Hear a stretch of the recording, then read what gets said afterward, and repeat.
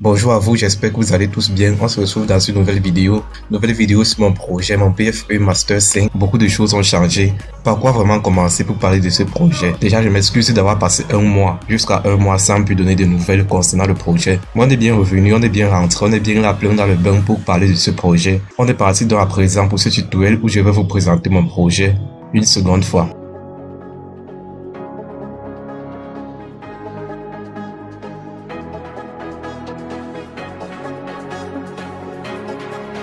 Il y aurait beaucoup de choses à dire sur le projet, alors tenez-vous bien, on est parti. Le thème de recherche a changé. Précédemment, le thème de recherche c'était mise en œuvre d'un système automatique de télésurveillance à base de capteurs intelligents pour une serre agricole de culture de pommes de France.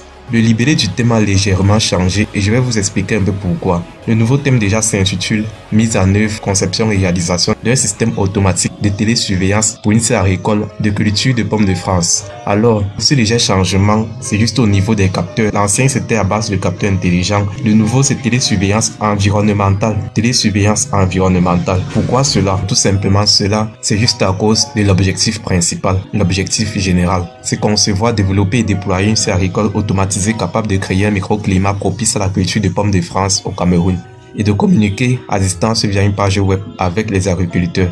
Ce léger changement, c'est justement pour cela, pour créer un microclimat favorable à la culture des pommes de France dans une serre agricole. Raison pour laquelle j'ai mis de télésurveillance environnementale pour une serre agricole de culture de pommes de France. Ici, le but c'est de créer un microclimat propice à la culture de pommes de France dans une serre agricole. Donc l'objectif est assez clair et c'est la raison pour laquelle j'ai changé légèrement le libellé du thème du projet. Alors, ce qu'on va commencer à faire, je vais vous présenter les contextes, les problématiques, les objectifs généraux et spécifiques, les approches aussi que je vais utiliser pour réaliser ce projet, ce magnifique projet. Également les diagrammes SAT, diagramme FAST, le diagramme de Gantt dans le logiciel Gantt Projet. Alors sans plus tarder, je vais commencer à vous présenter ce magnifique projet où je vais vous parler du contexte. Quel est le contexte? Quelles sont les motivations pour réaliser ce projet? Le contexte tout simplement est la motivation. Le projet de serre agricole automatique est né de la nécessité d'optimiser la culture de pommes de France au Cameroun. Les conditions climatiques irrégulières et la gestion inefficace des ressources telles que l'eau et l'énergie posent des défis significatifs pour les agriculteurs locaux. L'adoption de technologies automatisées telles que la serre agricole automatique peut permettre de contrôler les paramètres environnementaux tels que la température, l'humidité, la luminosité, etc. et améliorer la productivité et la qualité des récoltes tout en réduisant les coûts et les efforts manuels. Donc c'est ça un peu le contexte de notre projet et la motivation de réaliser ce projet. On veut optimiser la culture de la pomme de France au Cameroun. On veut aussi améliorer la qualité de la récolte tout en réduisant les coûts et les efforts manuels. Raison pour laquelle on utilise une serre agricole automatisée. La problématique maintenant, la culture de plusieurs fruits comme la pomme largement répandue dans les régions tempérées, comme je le disais, présente des défis significatifs dans les zones tropicales comme le Cameroun en raison des conditions climatiques non idéales. En raison des conditions climatiques non idéales, on a les variations extrêmes de température, l'humidité est inconstante et les conditions de sol non optimales. Oui, les conditions de sol non optimales rendent difficile la culture efficace et rentable de ces fruits prisés. Et même dans le cas des cultures adaptées aux conditions climatiques du Cameroun, celles-ci ne sont toujours pas suivies comme il le faut par les agriculteurs locaux pour une production optimale et la diversité des cultures aussi sur un même hectare n'améliore pas les choses. La suivi des cultures par les agriculteurs ne sont pas optimales, d'où la nécessité de communiquer via une page web à distance. Donc la télésurveillance, la surveillance à distance environnementale via une page web. La production optimale de la culture des pommes répondra donc à construire une petite serre agricole contenant la culture de pommes de France, mettre en œuvre un microclimat propice à la bonne production de la culture située à l'intérieur de la serre, c'est-à-dire la pomme de France bien évidemment, déployer un système de supervision à distance sur une page web personnalisée pour l'agriculteur dans lequel il recevra les informations provenant des capteurs de la serre. Et il pourra aussi envoyer des commandes à distance aux actionneurs situés à l'intérieur de la serre depuis la page web. L'objectif général, je l'ai dit plus tôt, concevoir, développer et déployer une serre agricole automatisée capable de créer un microclimat propice à la culture de pommes au Cameroun et de communiquer à distance via une page web avec les agriculteurs. Maintenant, les objectifs spécifiques: fabriquer une serre adaptée à la culture de pommes et y insérer la culture, mettre en place des capteurs et quelques actionneurs, concevoir une page web personnalisée pour l'agriculteur, assurer la communication à distance via une page web. La communication doit être bidirectionnelle entre la serre agricole et les agriculteurs. La serre agricole envoie des données, des capteurs sur l'état de la culture et les actions en cours en temps réel sur une page web. Et de cette page web, les commandes peuvent être envoyées vers la serre. On a aussi la surveillance et la régulation. Développer un système de surveillance à distance et de régulation automatique de la température et de l'humidité du sol à l'intérieur de la serre. Quelques questions de recherche ont été relevées. Quelles sont les grandeurs physiques les plus pertinentes à surveiller pour la culture des pommes? Est-ce la température, l'humidité, la luminosité? Et aussi, comment intégrer des capteurs intelligents, IoT, Internet des objets connectés dans une architecture de télésurveillance fiable et économe en énergie. Et quelle est la plateforme USB32, Arduino, Raspberry Pi, Wi-Fi, MQTT est la plus pertinente, est la plus adaptée pour la collecte et la transmission des données? L'approche spécifique, c'est de mettre en place une architecture IoT modulaire basée sur des capteurs intelligents avec une interface web mobile pour la visualisation en temps réel. La méthode ici que je vais employer, je vais utiliser une méthode mixte, la méthode numérique, utilisant bien sûr des logiciels, des langages de programmation pour la virtualisation du problème. Également la méthode expérimentale à travers des tests, des essais et des questionnements. Quelles sont les valeurs ajoutées déjà qu'on peut relever juste en énonçant ce magnifique thème? Déjà, la serre intelligente est une révolution dans l'agriculture classique. Protection contre les maladies, les serres protègent les plantes des ravageurs et des intempéries, réduisant ainsi les risques de maladies. Rendement abondant. Les rendements des cultures en serre sont significativement plus élevés que celles de l'agriculture conventionnelle et avec des récoltes de meilleure qualité. Ici, on a des recherches bibliographiques, ça concerne notamment les articles que j'ai téléchargés avec la méthode 2 dont je vous ai montré dans la précédente vidéo. Le lien en description, bien sûr, ne manquez pas. On a aussi bien sûr des recherches webographiques. Alors j'ai quelques références bibliographiques.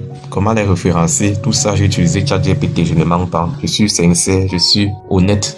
Des recherches bibliographiques et webographiques avec les articles scientifiques, du moins en majorité les plus récents, les articles concernant le projet. Pour ça, j'ai utilisé les mots-clés du projet que j'ai utilisé bien sûr dans ChatGPT. Et voilà, c'est comme ça. Quelques webographies. Organisation du travail en utilisant l'approche top-down. Je ne sais même pas exactement ce que c'est. À vous de me le dire si vous connaissez.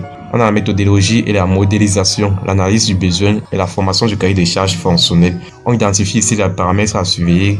J'ai choisi la température, l'humidité, la luminosité, le CO2. Bien sûr, on ne veut pas que nos plantes soient polluées. Définition des contraintes, coût, précision, alimentation, communication sans fil. Ici, on va utiliser l'IoT, l'Internet des objets connectés, etc. Conception du système, modélisation et architecture, élaboration du schéma fonctionnel global. Choix de la carte microcontrôleur ESP32. J'ai choisi le ESP32 qui va être connecté bien sûr à la page web à travers la notion de l'IoT. Des capteurs DHT22, capteurs de lumière, le mode de communication IoT et Wi-Fi à partir de l'ESP32. Modélisation à l'aide d'un diagramme SAT et face. UML, je l'ai retiré, il ne fait pas partie de cela. Réalisation du prototype, montage des capteurs et de l'ESP32, programmation du système de collecte et d'envoi des données, test de communication avec l'interface web ou mobile, rédaction du manuscrit et validation, analyse des résultats obtenus, conclusions et recommandations. Tout cela un peu avec l'encadreur, voilà.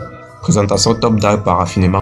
D'abord la modélisation SAT, Structured Analysis en design technique.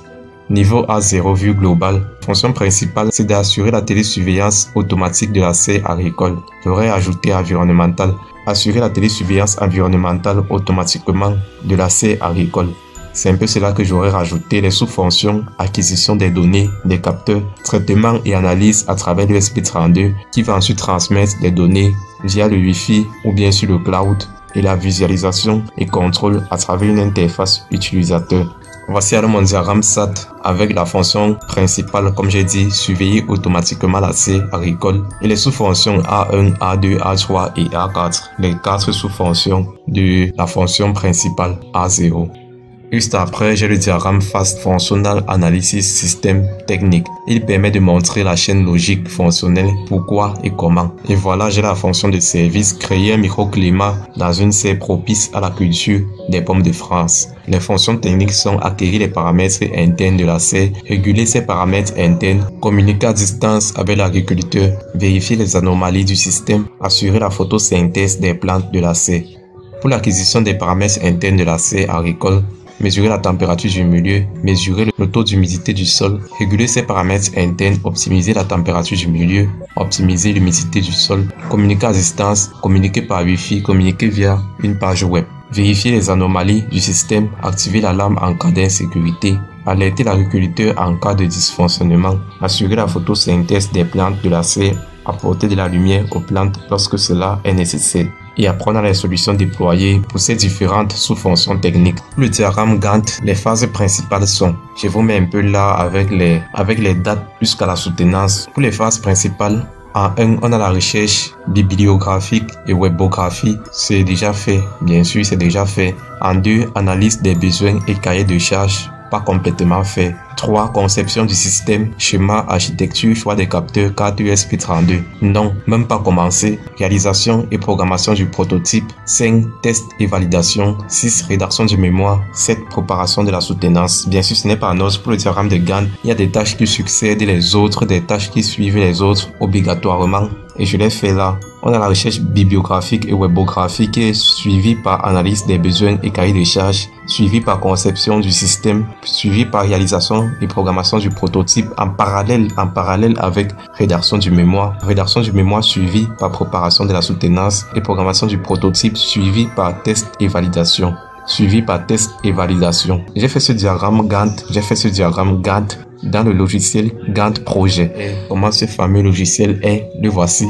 Voici comment c'est structuré. Alors j'ai le diagramme Gantt avec les noms des différentes tâches juste en haut et les dates en bas. Bien sûr la date de début et la date de fin. Et j'espère que je réussirai à les respecter. Je vais faire de mon mieux du moins.